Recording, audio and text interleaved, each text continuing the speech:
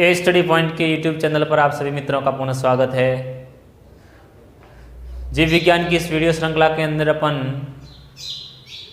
श्वसन तंत्र का अध्ययन कर रहे थे। श्वसन तंत्र के विभिन्न भागों का अध्ययन अपने किया। श्वसन तंत्र से संबंधित अपने आयतन पढ़े, फुफ्फुसीय क्षमताओं के बारे में हमने बात की। अब आप और हम मिलकर के कुछ श्वसन से संबंधित टॉपिक्स को आगे बढ़ाने की कोशिश करते हैं। तो आइए स्टार्ट करते हैं आज गैसों का विसरण। कल हमने फुफ्फुसीय क्षमताओं के बारे में पढ़ा था। आज अपन गैसों का आदान प्रदान है वो पढ़ेंगे। गैसों का आदान प्रदान।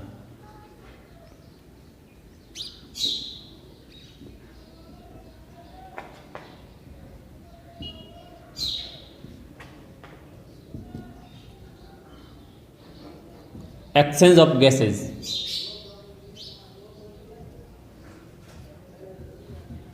गैसों का आदान प्रदान लेंगे।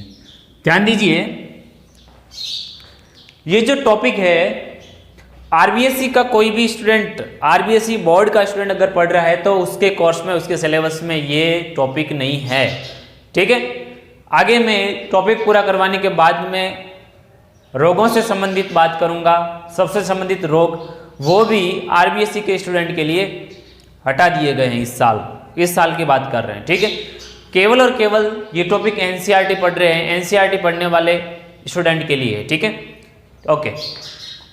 तो एक्सचेंज ऑफ गैसेज, गैसों का एक्सचेंज, गैसों का आदान प्रदान किस प्रकार से हमारे शरीर के अंदर होता है उनके बारे में अपन बात करेंगे। सबसे पहले गैसों का आदान प्रदान वातावरण से फेफड़ों के बीच और फेफड़ों से कोशिकाओं के बीच में होता है। कहां होता है? तो आप लिख सकते हो कि गैसों का आदान प्रदान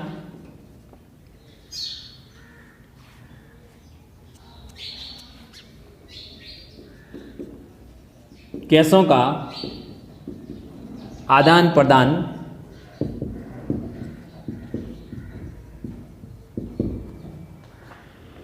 वातावरण से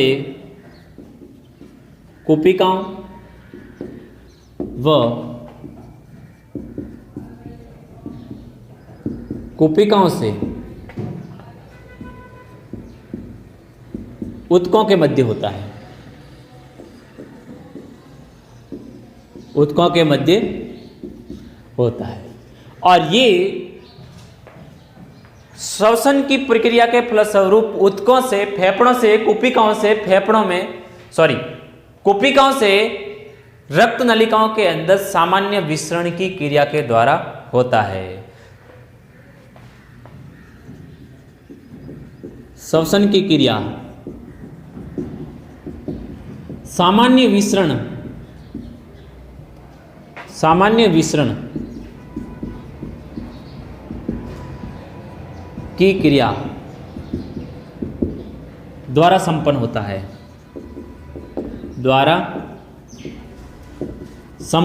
है, मतलब कि फेफड़ों के कोशिकाओं और रक्त वाहिनियों के अंदर जो गैसों का आदान प्रदान होता है वो सामान्य विसरण की प्रक्रिया के द्वारा होता है। ठीक है, सामान्य विसरण की प्रक्रिया होती है वो दाब प्रवणता पर निर्भर करती है। क्या करती है? दाब प्रवणता पर निर्भर करती है। गैसों का आदान प्रदान कम दाब या अधिक दाब से कम दाब की ओर, उच्च दाब प्रवणता से निम्न दाब प्रवणता की ओर होता है। फेफड़ों के अंदर गैसों का दाब क्या होता है? अधिक होता है।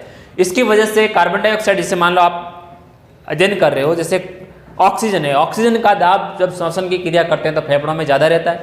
तो ज़्यादा दाब की वजह से ऑक्सीजन कहाँ जाती है? रक्त वाहिनियों के अंदर प्रवेश करती है और वहाँ से ऊतकों के अंदर अत्यधिक मात्रा में दाब किसका होता है? कार्बन डाइऑक्साइड का। और कार्बन डाइऑक्साइड फिर कहाँ आ जाती है? फेफड़ों के अंदर, और फेफड़ों से वापस शरीर के बाहर निकल जाती है। तो विसरण दाब प्रवणता पर निर्भर करता है,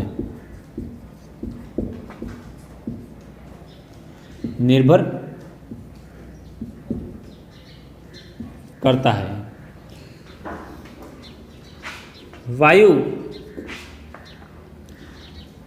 उच्च दाब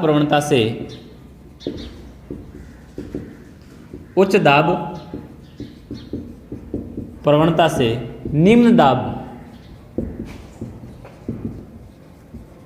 प्रवणता की ओर गति करती है, प्रवणता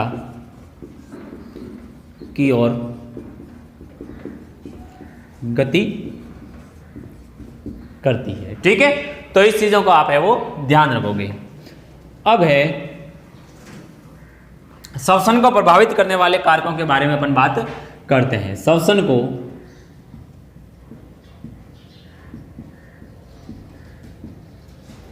प्रभावित करने वाले कारक,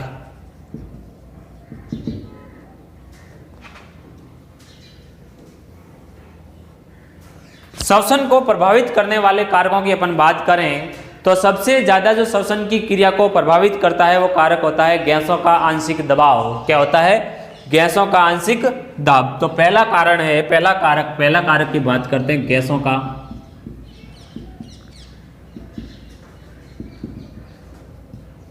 आंशिक दाब। गैसों का आंशिक दाब है वो किस प्रकार से किसी भी श्वसन की प्रक्रिया को प्रभावित करता है उसके बारे में अपन बात करते हैं। पहले तो अपन को पढ़ना यह है कि गैसों का आंशिक दाब होता क्या है। आंशिक दाब क्या है? आंशिक दाब का मतलब है गैसीय मिश्रण के अंदर किसी एक गैस के द्वारा लगाया जाने वाला दाब क्या कहलाता है? आंशिक दाब कहलाता है। गैसीय मिश्रण में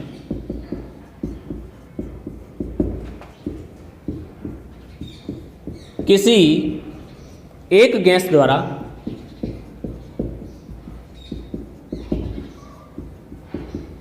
लगाया जाने वाला दाब क्या कहलाता है? आंशिक दाब कहलाता है। बतौर हम फेफड़ों के अंदर कार्बन डाइऑक्साइड और ऑक्सीजन के आंशिक दाब की बात करेंगे, क्योंकि श्वसन के अंदर मुख्य रूप से दो गैसें काम आती है, एक तो कार्बन डाइऑक्साइड और एक आती है ऑक्सीजन। इन ऑक्सीजन और कार्बन डाइऑक्साइड के आंशिक दाब की अपन बात करेंगे। ठीक है, तो एक सारणी बना रहा हूं मैं आंशिक दाब की, किस प्रकार से अलग अलग अंगों के अंदर इनका आंशिक दाब है वो अलग अलग होता है, उसके बारे में पढ़ेंगे। ठीक है,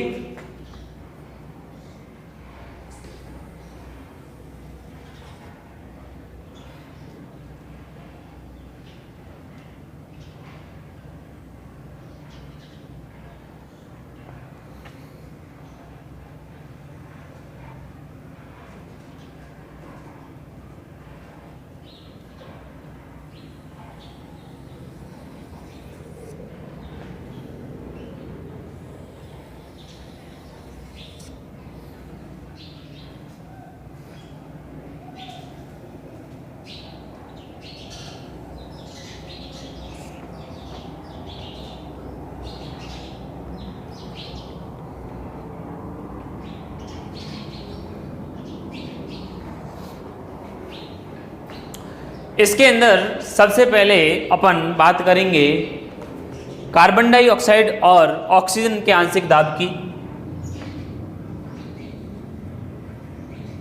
ऑक्सीजन का आंशिक दाब ये PO2 आंशिक दाब को प्रदर्शित कर रहा है, ऑक्सीजन का आंशिक दाब और कार्बन डाइऑक्साइड CO2 का आंशिक दाब। यहां पर वातावरण की बात करते हैं, फिर एल्वियोली कुपिकाओं में, फिर कुपिकाओं के बाद में अनॉक्सीकृत का मतलब है जिसका अंदर कार्बन डाइऑक्साइड की मात्रा ज्यादा हो वो अनॉक्सीकृत रक्त कहलाता है, अशुद्ध रक्त कहलाता है, अनॉक्सीकृत डीऑक्सीजनेटेड।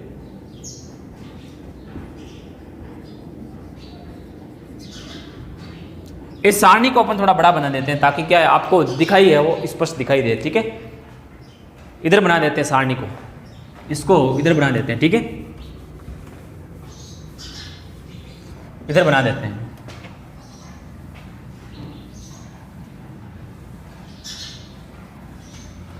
स्पेस में बनाए तो ठीक रहता है।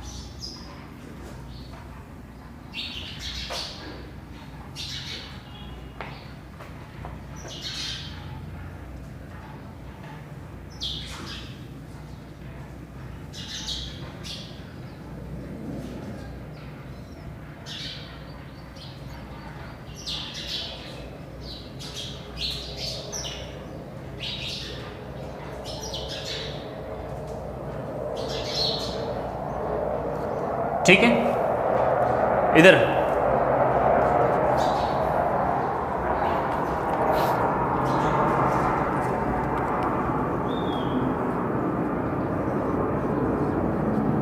आंशिक दाब ऑक्सीजन का और आंशिक दाब कार्बन डाइऑक्साइड का।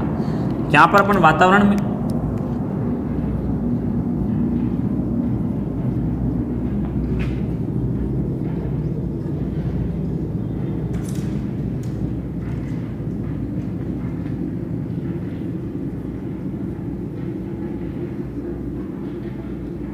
अनऑक्सीकृत रक्त और इधर ऑक्सीकृत रक्त की बात करते हैं, और ये ऊतकों में अलग अलग जगह पर अलग अलग प्रकार का आंशिक दाब है, वो कार्बन डाइऑक्साइड का और ऑक्सीजन का आंशिक दाब अलग अलग होता है। वातावरण की बात करें तो वातावरण के अंदर ऑक्सीजन का आंशिक दाब होता है 159 mm ऑफ Hg। ये mm ऑफ Hg के अंदर बात कर रहे हैं, ठीक है।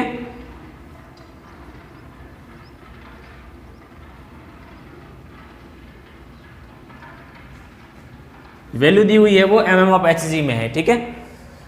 159 वातावरण के अंदर होता है। अब कुपिकाओं के अंदर शुद्ध वायु भरी हुई रहती है, ऑक्सीजन शुद्ध भरी हुई होती है, इसलिए वहां पर इसका आंशिक दाब ज्यादा रहेगा। ये होता है 104। कितना होता है? 104 mm ऑफ Hg।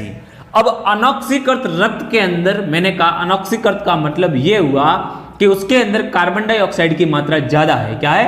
ज्यादा है, लेकिन ऑक्सीजन की मात्रा क्या है?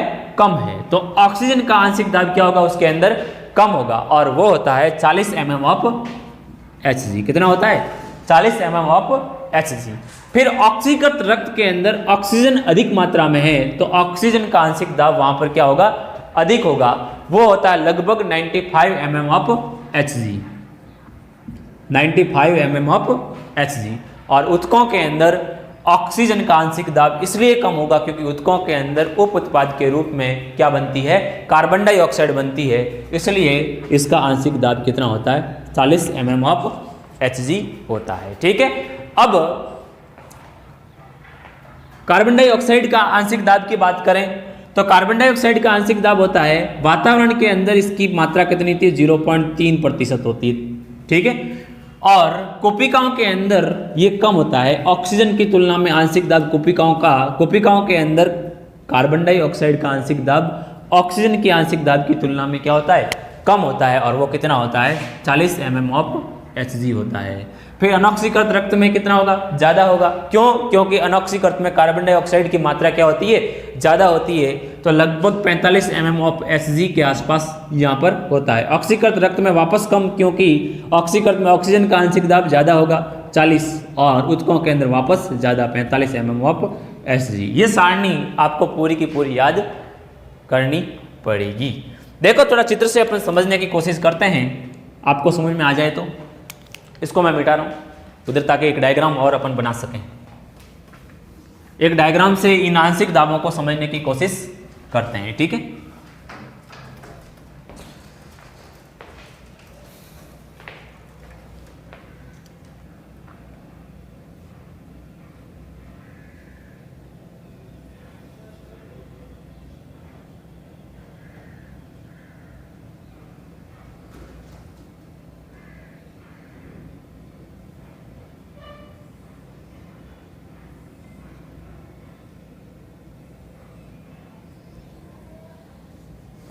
अपन दोहरा रक्त परिसंचरण तंत्र पढ़े थे, उसके अंदर हमने इस प्रकार का कुछ डायग्राम है वो पढ़ा था, ठीक है।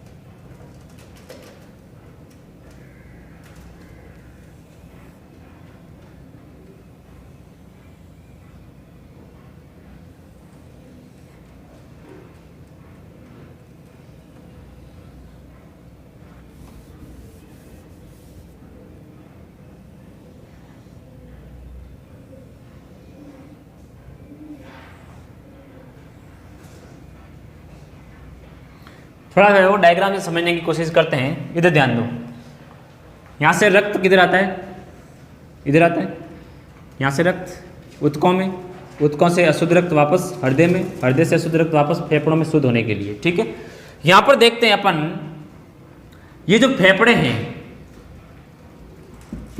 और ये ऊतक है, क्या है, देखो फेफड़ों के अंदर, कुपिकाओं के अंदर ऑक्सीजन का आंशिक दाब कितना होता है, 104। तो यहां पर आप PO2 कितना है, 104 है, कितना है mmHg में, और PCO2 कितना है, 40 mmHg है। जैसे ही ये रक्त कहां जाएगा, हृदय में, हृदय से रक्त वाहिनियों में जाएगा तो इसका आंशिक दाब क्या हो जाएगा, बढ़ जाएगा। जैसे ही ये रक्त वाहिनियों के अंदर जाता है, ऑक्सीकृत रक्त कहाँ जाता है, अब देखो यहाँ पर ऑक्सीकृत रक्त, ये अनऑक्सीकृत रक्त है, ऑक्सीकृत रक्त किस में जाता है, इन नलिकाओं के अंदर जाता है। इन नलिकाओं के अंदर PO2 की बात करूं मैं तो PO2 कितना है, 95, और PCO2 की बात करूं तो कितना होता है, 40 के आसपास होता है, कितना होता है। लेकिन ऊतकों के अंदर जाने के बाद में ऑक्सीजन का धीरे धीरे आपको आंशिक दाब कम होता हुआ दिखाई देता है, यहाँ पर अधिकतम है, और जैसे जैसे ऊतकों की तरफ जाता है तब ऑक्सीजन का आंशिक दाब है वो कम होता जाता है। यहाँ पर PO2 की मैं बात करूँ तो कितना होता है, 40 mmHg, और PCO2 की मैं बात करूँ तो कितना होता है, 45 mmHg के आसपास होता है। फिर यहाँ से अशुद्ध रक्त, अशुद्ध रक्त महाशिरा के अंदर PO2 का मान, अशुद्ध का मतलब यहाँ पर अनऑक्सीकृत रक्त से है, तो ऑक्सीजन का आंशिक दाब 40 हो जाता है, और यहाँ पर कार्बन डाइऑक्साइड का आंशिक दाब कितना हो जाता है, 45 mmHg।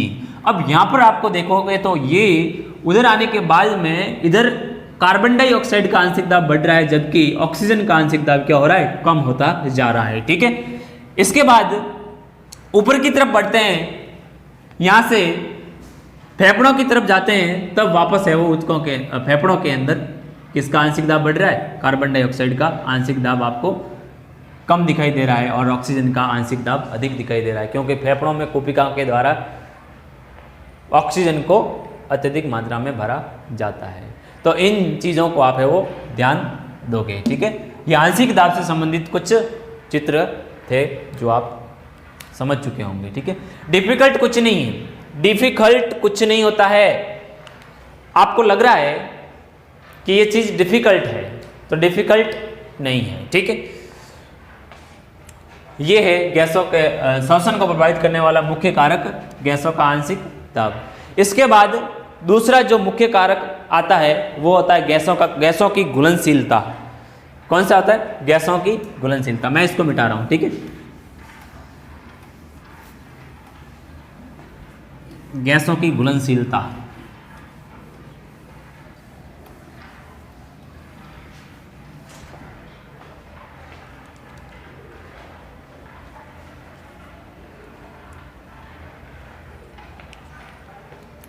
दूसरा कारक है गैसों की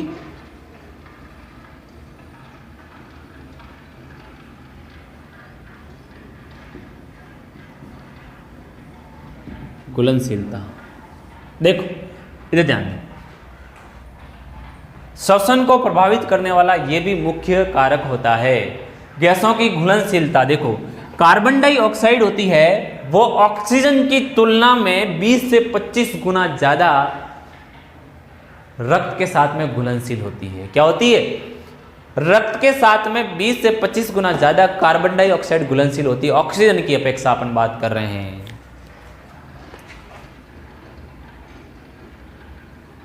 CO2,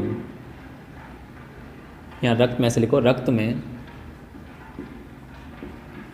O2 की तुलना में, O2 की तुलना में CO2 20 से 25 गुना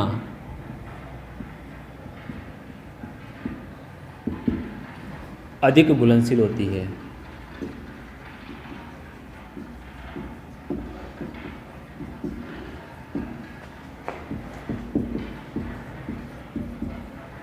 अधिक घुलनशील होती है, इसलिए अधिक घुलनशील होगी तो क्या होगी, ये आंशिक गैसों के साथ में जाएगी, रक्त के साथ में अधिक मात्रा में जा सकने योग्य होती है। ठीक है, घुलनशील होने की वजह से प्रति इकाई आंशिक दाब के अंतर पर विषित होने वाली गैस CO2 के आयतन की तुलना में O2 की तुलना में ये अधिक होगी। ठीक है, तो अतः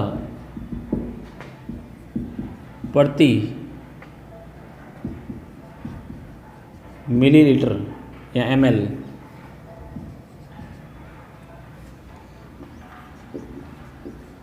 आयतन में, या प्रति इकाई आयतन में, ऐसे लिखो, प्रति इकाई आयतन में, प्रति इकाई आयतन में CO2 की घुलनशीलता अधिक होती है। ठीक है, ये है गैसों की घुलनशीलता। अब है तीसरा जो प्रभावित करता है कारक, वो है विसरण झिल्ली की मोटाई। विसरण झिल्ली की मोटाई, इधर ध्यान दो सब। विसरण झिल्ली, मैंने आपको पिछली क्लास के अंदर बताया था कि कोशिकाओं की आंतरिक दीवार सरल सल की उपकला ऊतक की बनी हुई होती है। कोशिकाओं की आंतरिक दीवार किसकी बनी होती है? सरल सल की उपकला ऊतक की बनी होती है। उसके ऊपर विभिन्न प्रकार की छोटी छोटी केशिकाओं का क्या पाया जाता है? जाल पाया जाता है। केशिकाओं की या नलिकाओं की क्या पाई जाती है? छोटी छोटी कैपिलरीज जिसके ऊपर पाई जाती है। ये क्या करती है? कोशिकाओं से ऑक्सीजन को नलिकाओं के अंदर भेजती है और नलिकाओं से रक्त में, और नलिकाओं से कार्बन डाइऑक्साइड, रक्त से कार्बन डाइऑक्साइड को वापस कोशिकाओं के अंदर भेजने का कार्य करती है। अब सुनो, कोशिकाओं की सरल सल की उपकला और रक्त नलिका की एपिथेलियम, ये दोनों मिलकर के इसके बीच की आधारी झिल्ली, ये तीनों मिलकर के क्या बनाती है? श्वसन झिल्ली का निर्माण करती है। हमने कहा था वहां पर श्वसन झिल्ली, वो श्वसन झिल्ली या विसरण झिल्ली एक ही बात है। क्या है? एक ही बात है। तो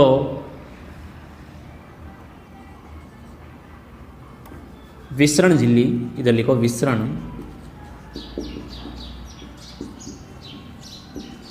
यहां इसको श्वसन झिल्ली भी कहते हैं। क्या कहते हैं? एक तो सरल सल की कोशिकाओं की,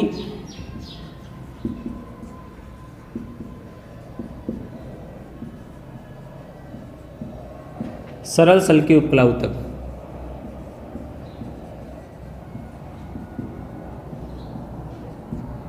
और रक्त नलिकाओं की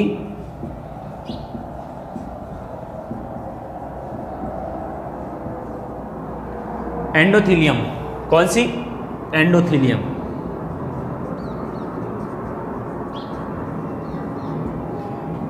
और इनके बीच की आधारी झिल्ली, दोनों के बीच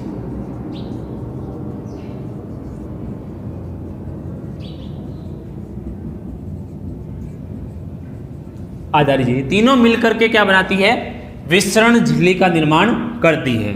मनुष्य के अंदर सामान्य रूप से विसरण झिल्ली की जो मोटाई होती है वो 0.2 माइक्रोमीटर होती है। कितनी होती है? 0.2 माइक्रोमीटर होती है।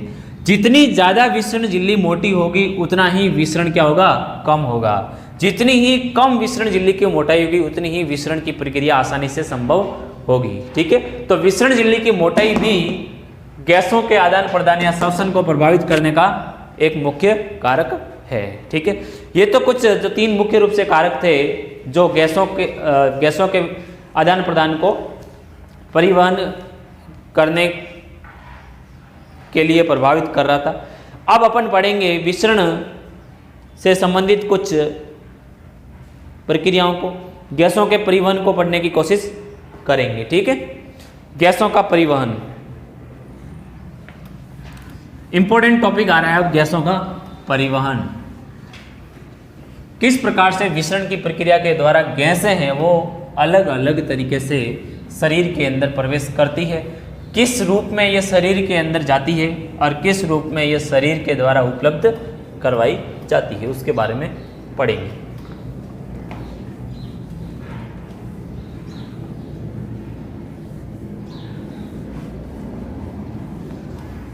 इंपॉर्टेंट पार्ट है चैप्टर का।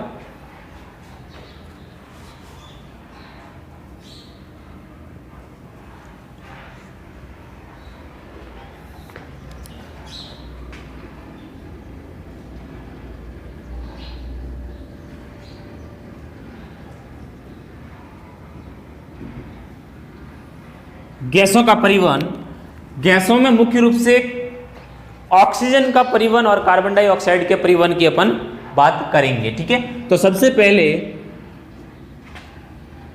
O2 का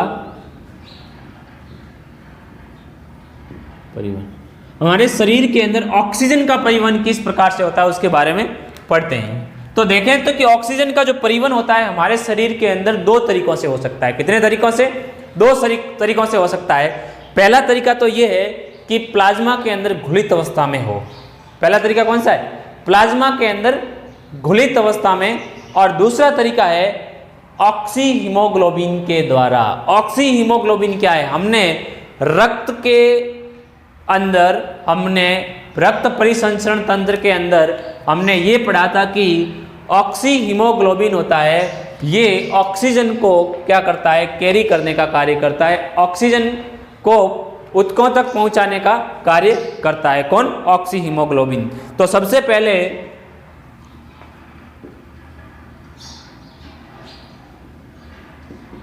प्लाज्मा में घुलित अवस्था में, प्लाज्मा में लगभग 3% ऑक्सीजन होती है, प्लाज्मा में घुलित अवस्था के अंदर जाती है। परसेंटेज ध्यान रखोगे। दूसरा, ऑक्सी हीमोग्लोबिन के रूप में,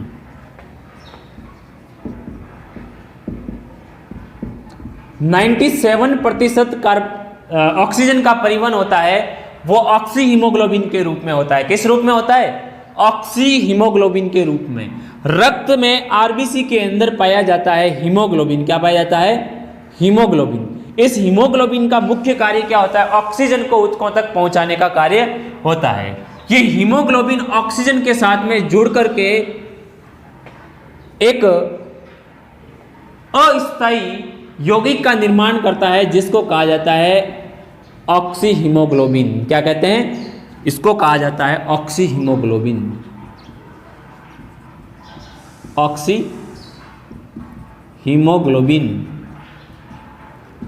और इस रूप में ये ऑक्सीजन 97% ऊतकों तक पहुंचती है। और ये ऑक्सी हीमोग्लोबिन ऊतकों में जाकर के वापस ये क्या कर देता है? रिवर्स प्रक्रिया कर देता है। यानी कि ये हीमोग्लोबिन का ऑक्सी हीमोग्लोबिन के अंदर परिवर्तित होना एक रेडॉक्स अभिक्रिया का उदाहरण है। क्या है? एक रेडॉक्स अभिक्रिया का उदाहरण है। आप लिख सकते हो यहां पर कि O2 रक्त में उपस्थित हीमोग्लोबिन के साथ जुड़कर एक अस्थायी यौगिक का निर्माण, अस्थायी यौगिक ऑक्सी हीमोग्लोबिन का निर्माण करता है। ऑक्सी हीमोग्लोबिन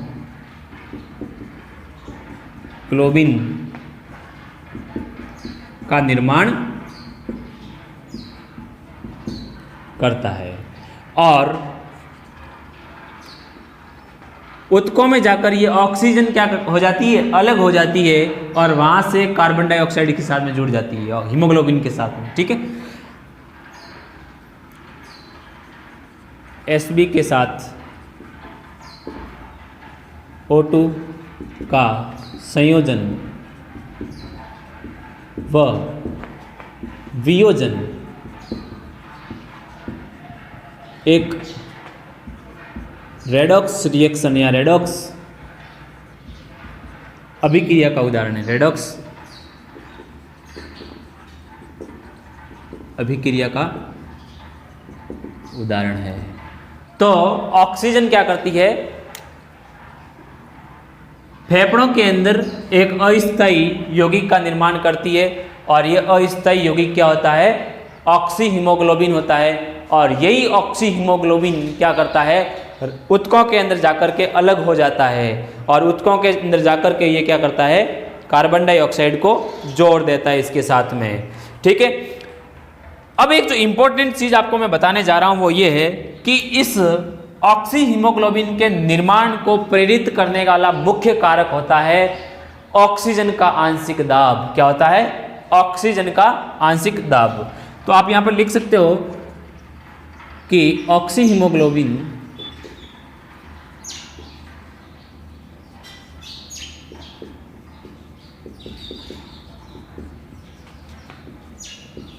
के निर्माण को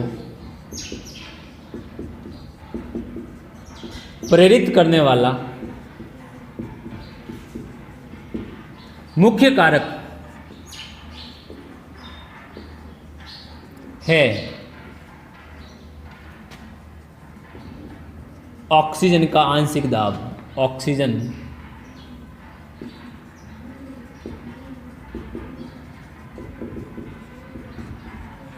आंशिक दाब। आपको ये इंपॉर्टेंट चीज हमेशा याद रखनी पड़ेगी, जो ऑक्सी हीमोग्लोबिन को निर्माण को प्रेरित जो कारक करता है वो ऑक्सीजन का क्या है, आंशिक दबाव होता है। फेफड़ों के अंदर ऑक्सीजन का आंशिक दाब क्या होता है, अधिक होता है, जिसकी वजह से ये फेफड़ों के अंदर अधिकतम मात्रा में जुड़ करके हीमोग्लोबिन के साथ में ये कहाँ जाता है, ऊतकों की तरफ भेजा जाता है। ठीक है, इसके अलावा अन्य कारक भी काम आते हैं। कुछ अन्य कारक भी हैं जो ऑक्सी हीमोग्लोबिन के निर्माण को प्रेरित करते हैं। अन्य कारक, अन्य कारक कौन कौन से हैं? कुछ अन्य कारक है जो ऑक्सी हीमोग्लोबिन के निर्माण को प्रेरित करते हैं। पहला है एक तो आंशिक दबाव, ये इसके साथ में कंसिडर कर लेते हैं। अन्य कारक में पहला जो मुख्य कारक वो कौन सा था, PO2, आंशिक दाब ऑफ ऑक्सीजन, ऑक्सीजन का आंशिक दबाव। दूसरा तापमान। तीसरा PCO2, कार्बन डाइऑक्साइड का आंशिक दबाव भी इसमें काम आता है। इसके अलावा pH, इसके अलावा 2,3-DPG, डाई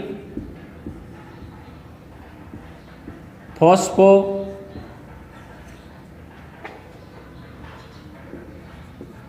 ग्लिसराइड, DPG। ठीक है, ये जो मुख्य कारक कुछ होते हैं ये भी ऑक्सीजन के साथ में हीमोग्लोबिन के जुड़ाव को क्या करते हैं, प्रभावित करते हैं। ठीक है, अब एक पॉइंट अपन यहां पर पढ़ने जा रहे हैं, किस प्रकार से ऑक्सीजन के जुड़ने को प्रभावित करते हैं उसके बारे में अपन पढ़ेंगे। ठीक है, एक वक्र बनाएंगे जिसको कहा जाता है ऑक्सीजन वियोजन वक्र कहते हैं। उस ऑक्सीजन वियोजन वक्र की सहायता से अपन समझने की कोशिश करेंगे कि किस प्रकार से ये कारक है, ये ऑक्सी हीमोग्लोबिन के निर्माण को प्रेरित करते हैं और इसके बढ़ने से या कम होने से, इनके इंक्रीज या डिक्रीज होने से किस प्रकार से ऑक्सीजन हीमोग्लोबिन या ऑक्सीजन वियोजन वक्र किस प्रकार से प्रभावित होता है उसके बारे में अपन पढ़ेंगे।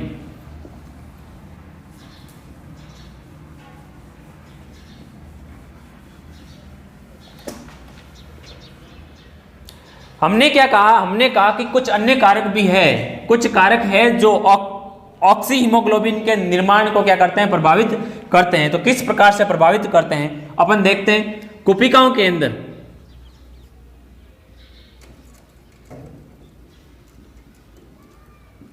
और इधर ऊतकों में देखो, कुपिकाओं के अंदर PO2 ऑक्सीजन का आंशिक दबाव क्या होता है, अधिक होता है। क्या होता है, अधिक होता है। इसके अलावा तापमान क्या होता है, कम होता है। इसके अलावा PO2 क्या होता है, कम होता है। इसके अलावा pH का मान कुपिकाओं के अंदर अधिक होता है और 2,3-DPG का मान भी क्या होता है, कोशिकाओं के अंदर कम होता है। क्या होता है, कम होता है। इधर देखें ऊतकों के अंदर PO2 का मान क्या होता है, कम होता है। क्यों, क्योंकि ऊतकों के अंदर ऑक्सीजन का आंशिक दबाव क्या हो जाता है, बढ़ जाता है। अब आपको एक चीज ध्यान में ये रखना है कि ये कोशिकाओं में होता है और कोशिकाओं के अंदर ये क्या करता है, ऑक्सी हीमोग्लोबिन के निर्माण को प्रेरित करता है। ऑक्सी हीमोग्लोबिन के निर्माण को प्रेरित करने के लिए ऑक्सीजन का आंशिक दबाव अधिक होना जरूरी है, तापमान कम होना, तापमान है,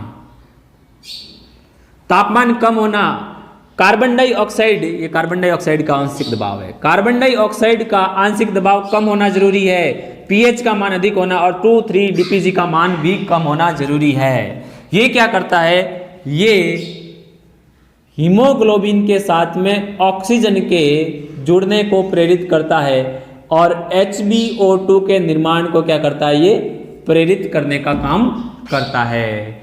ठीक है, इधर अपन देखें तो ऑक्सीजन का आंशिक दबाव ऊतकों में क्या हो जाता है, कम हो जाता है। दूसरा, तापमान अधिक बढ़ जाता है, अधिक हो जाता है। तीसरा, PCO2। अब ये समझने की बात है कि कोशिकाओं के अंदर PCO2 का मान, मतलब कि आंशिक दबाव कार्बन डाइऑक्साइड का क्या था, कम था, लेकिन ऊतकों के अंदर कार्बन डाइऑक्साइड का जो आंशिक दबाव है वो क्या हो जाएगा, अधिक हो जाएगा। क्या हो जाएगा, इसके अलावा पीएच का मान कम हो जाएगा। क्या हो जाएगा, पीएच का मान कम हो जाएगा। और 2,3 डीपीजी की अपन बात करें तो इसका मान क्या हो जाएगा, बढ़ जाएगा कोशिकाओं के अंदर। ये क्या करता है, ये कोशिकाओं के अंदर इस हीमोग्लोबिन या ऑक्सी हीमोग्लोबिन एक अस्थायी यौगिक है जो अस्थायी यौगिक के विखंडन को प्रेरित करता है। क्या करता है, अस्थायी यौगिक के विखंडन को प्रेरित करता है। यानी कि ये HbO2 को अलग करता है, Hb+O2 अलग। ठीक है, तो HbO2 के निर्माण को प्रेरित कौन करता है, ये कारक करते हैं और इस प्रकार से वो कारक क्या करते हैं, इसके विखंडन को प्रेरित करते हैं। अपन ऑक्सीजन वियोजन वक्र के बारे में पढ़ते हैं, किस प्रकार से प्रभावित होता है उसके बारे में अपन थोड़ा पढ़ने की कोशिश करते हैं। ऑक्सीजन वियोजन वक्र होता है, ये हीमोग्लोबिन की ऑक्सीजन के साथ में प्रतिशत संतृप्तता और ऑक्सीजन के आंशिक दाब के है वो मध्य वक्र बनाया जाता है। हीमोग्लोबिन की ऑक्सीजन के साथ में संतृप्तता,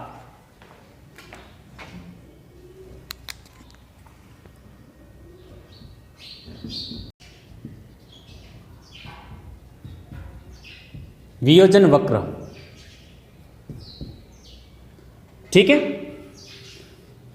अपन देखेंगे कि ये जो कारक है किस प्रकार से ऑक्सीजन की हीमोग्लोबिन के साथ में संयोजन या वियोजन की किस प्रकार से प्रभावित करता है, उसको एक ग्राफ के द्वारा प्रदर्शित करने की कोशिश करते हैं अपन। ठीक है, चलो आ जाइए सभी यहां पर जल्दी से।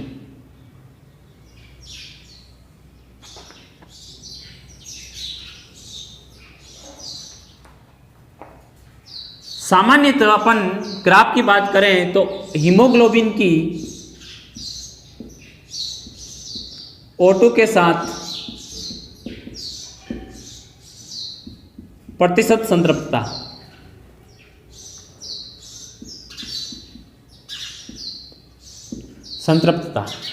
यानी हीमोग्लोबिन ऑक्सीजन के साथ में कितना जुड़ाव करता है, प्रतिशत सांद्रता या संतृप्तता, और यहां पर ऑक्सीजन का आंशिक दबाव की अपन बात करेंगे। ठीक है, सामान्य तौर पर अपन देखें तो ऑक्सीजन वियोजन वक्र होता है वो सिग्माकार आकृति का होता है। कैसा होता है, सिग्माकार होता है, इस प्रकार से होता है।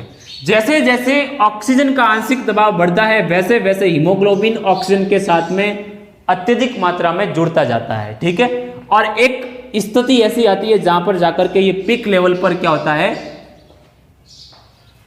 स्थायी हो जाता है। ठीक है, इसके बाद में ऑक्सीजन के साथ में ये नहीं जुड़ सकता है।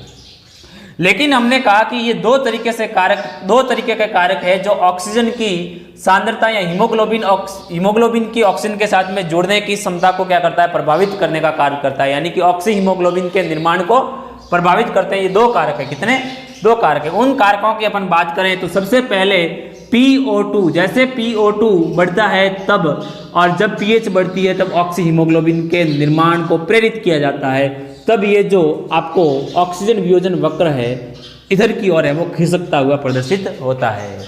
यानी कि शिफ्ट कहाँ होता है, लेफ्ट की तरफ है वो शिफ्ट होता है। किधर होता है, लेफ्ट की तरफ शिफ्ट होता है। लेकिन जैसे जैसे PO2 का मान कम होता जाता है और PCO2 का मान अधिक होता जाता है, वैसे वैसे ये ऑक्सीजन वियोजन वक्र को कहाँ शिफ्ट कर देता है, राइट की तरफ है वो शिफ्ट कर देता है। ये आपको भाग दिखाई दे रहा है,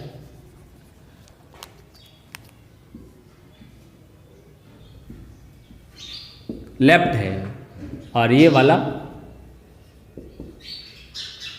राइट है। ठीक है, अपन देखे हैं ये जो SbO2 के निर्माण की प्रक्रिया इस वक्र को क्या कर देती है,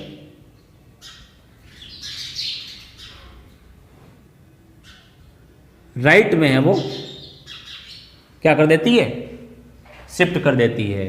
राइट में शिफ्ट हो रहा है, इसका मतलब ये हुआ कि ये हीमोग्लोबिन ऑक्सीजन के साथ में जुड़ करके क्या बना रहा है, ऑक्सी हीमोग्लोबिन का निर्माण कर रहा है।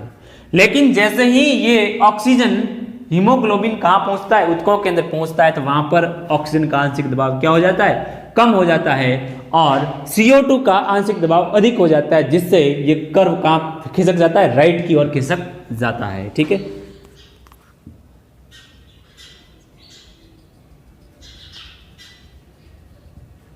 इस प्रकार से कहां खिसक जाता है, राइट की ओर। और ये क्या इंगित करता है आपको, ऑक्सी हीमोग्लोबिन का विखंडन।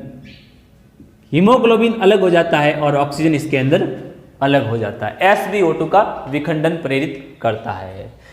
ठीक है, अपन देखें ऑक्सीजन हीमोग्लोबिन के साथ में जुड़ने की प्रतिशत सांद्रता यहाँ पर 50% होती है, यहाँ पर 100 होती है। कितनी होती है, और यहाँ पर आंशिक दबाव की बात करें तो यहाँ पर 100 mm ऑफ Hg होता है और यहाँ पर बीच में 50 mm ऑफ Hg होता है।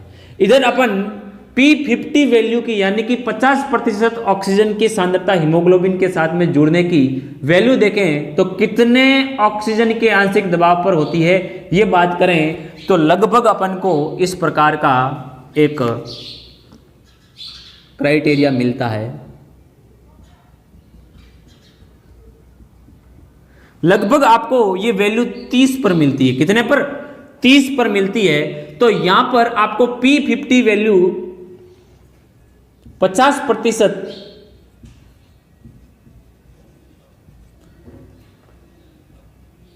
कितने पर मिल रही है, 30 mm ऑफ Hg पर मिल रही है। तो सामान्यतः एक वयस्क मनुष्य के अंदर, स्वस्थ मनुष्य के अंदर P50 वैल्यू कितनी होती है, 30 mm ऑफ Hg होती है। ये चीज आप है वो ध्यान रखोगे।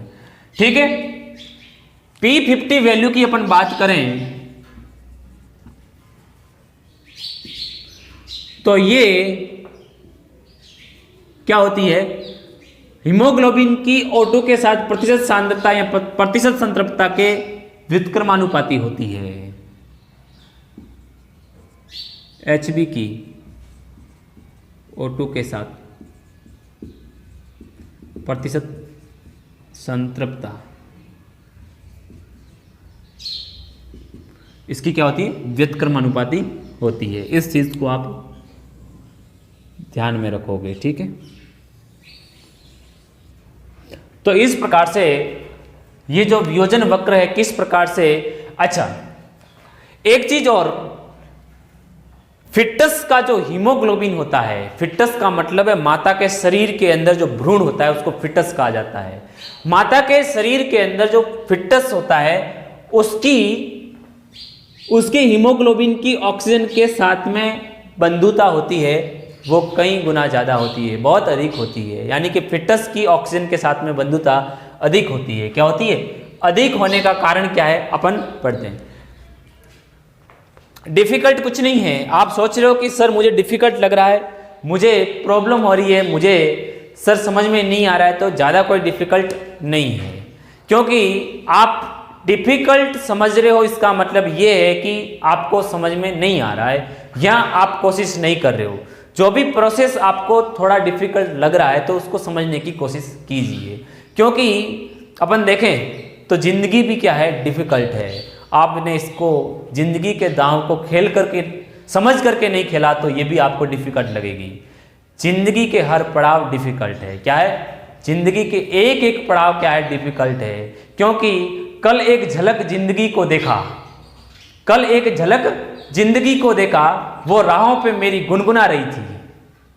कल एक झलक जिंदगी को देखा, वो राहों पे मेरी गुनगुना रही थी। फिर ढूंढा उनसे इधर उधर, वो आंख मिचोली कर मुस्कुरा रही थी।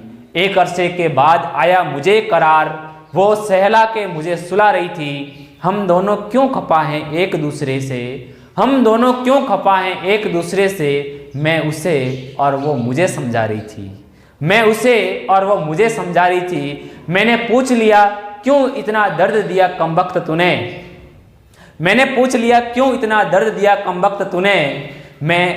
वो हंसी और बोली मैं जिंदगी हूँ, वो हंसी और बोली मैं जिंदगी हूँ, तुझे जीना सिखा रही थी।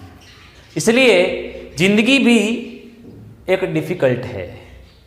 जिंदगी के एक एक पड़ाव डिफिकल्ट है जिंदगी के। इसलिए जिंदगी को भी आप खेल रहे हो, जिंदगी के साथ भी आप खेल रहे हो तो सोच समझ के खेलिए। इसलिए डिफिकल्टी जितनी आप सोच रहे हो उतनी डिफिकल्टी नहीं है, सोच समझ के खेलना है। ठीक है, ओके। अब मैंने ये कहा है, मैं ये कहने की कोशिश कर रहा हूं कि फिटस का जो हीमोग्लोबिन होता है वो ऑक्सीजन के साथ में अधिक बंधुता प्रदर्शित करता है। क्यों? क्योंकि फिटस के हीमोग्लोबिन के अंदर अलग अलग प्रकार की क्या होती है, संरचनाएं होती है। ठीक है, एक नोट डाल देते हैं यहां पर। नोट में लिखते हैं कि सामान्य स्वस्थ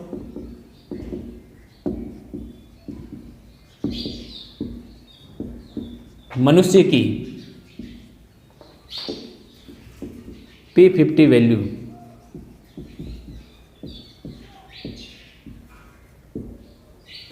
30 mm ऑफ Hg होती है। ये P50 वैल्यू कम या ज़्यादा हो सकती है। व्यायाम या कसरत करते समय ये P50 की वैल्यू क्या हो जाती है, बढ़ जाती है। ऐसा होता है क्या? नहीं, ऐसा नहीं होता है। ठीक है, देखो सामान्य एक स्वस्थ व्यक्ति की अपन बात करें तो P50 की वैल्यू कितनी होती है, 30 mm ऑफ Hg होती है। ये स्टैंडर्ड मान है, आप याद रखोगे। दूसरा, फिटस की यानी कि भ्रूण की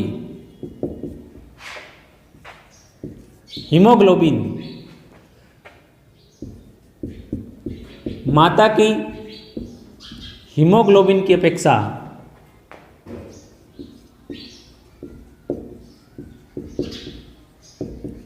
अधिक O2 प्रतिशत संतृप्तता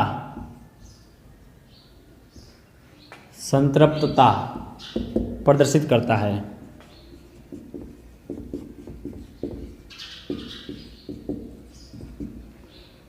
और एक बात और करें कि एक हीमोग्लोबिन का अणु होता है वो कितने ऑक्सीजन के अणुओं को ले जा सकता है? सामान्य रूप से 4 ऑक्सीजन के अणुओं को ऊतकों की तरफ लेकर के जा सकता है। तो एक हीमोग्लोबिन सामान्यतः 4 O2 अणुओं को ऊतकों की तरफ ले जा सकता है। और सामान्य रूप से 100 मिलीलीटर ब्लड के अंदर, 100 मिलीलीटर रक्त के अंदर कितने ml ऑक्सीजन होती है, आप बता सकते हो कोई? 100 मिलीलीटर रक्त है वो कितने ml ऑक्सीजन को कैरी कर सकता है? 100 मिलीलीटर ब्लड होता है वो कितने ml ऑक्सीजन को कैरी कर सकता है? सामान्य रूप से 100 मिलीलीटर ब्लड होता है वो 5 मिलीलीटर ऑक्सीजन को क्या करता है, कैरी कर सकता है। 100 ml रक्त सामान्यतः 5 मिलीलीटर O2 को ऊतकों की तरफ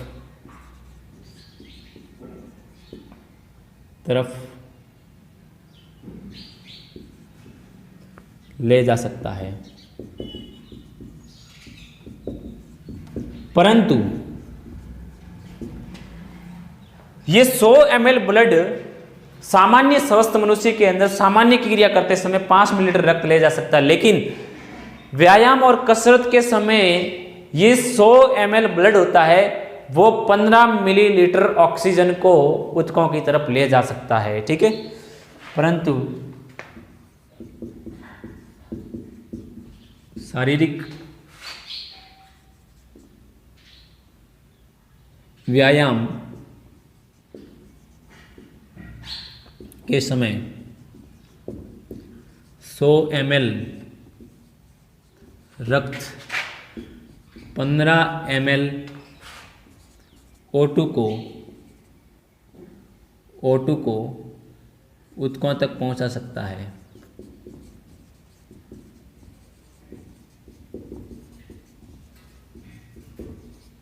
ये कुछ एक्स्ट्रा पॉइंट है जो आपको याद रखने हैं नोट के अंदर। ठीक है, ये तो ऑक्सीजन की ऑक्सी हीमोग्लोबिन और प्लाज्मा के अंदर घुलित रूप में ऊतकों तक पहुंचाने की बात हो गई।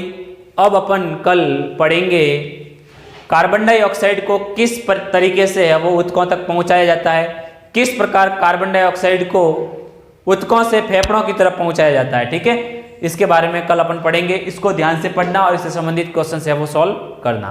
ओके, आज के लिए इतना काफ़ी। धन्यवाद, आभार आपका। हंसते रहिए, मुस्कुराते रहिए और देखते रहिए ए स्टडी पॉइंट। बहुत बहुत आभार, धन्यवाद।